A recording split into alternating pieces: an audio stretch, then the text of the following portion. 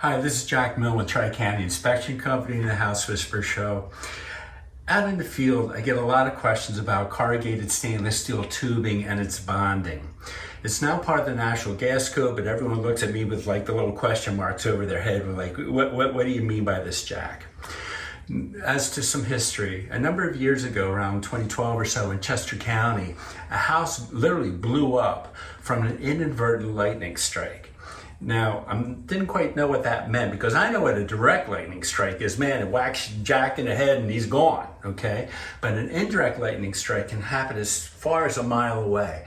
And what happened is it generated pinhole leaks in this type of tubing. And this is the CSST in our vernacular, but again, corrugated stainless steel tubing. So because of this safety issue, it took a number of years for the plumbers fighting the electricians about bonding, because bonding is usually an electrical term. But finally, the National Gas Code passed this in about 2017.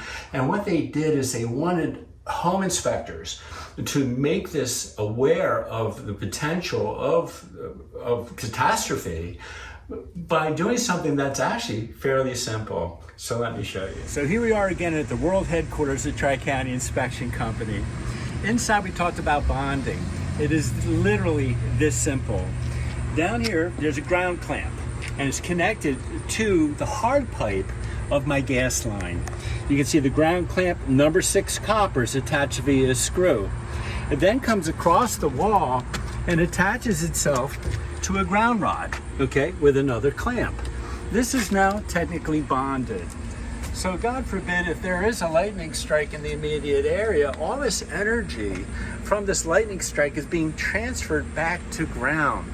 So material cost, 20 bucks. What's the mechanic going to cost to put it all together? It's going to be a service charge. So if you recognize the corrugated stainless steel tubing either in black, in most cases it's yellow, then you have to bond it. So today, it's all about safety in your home. This is why home inspectors make it an in quote material defect, because we're not only looking for the safety and welfare of our client, but also the seller as well. So if you like this information, please push the subscribe button and I'll talk to you next time.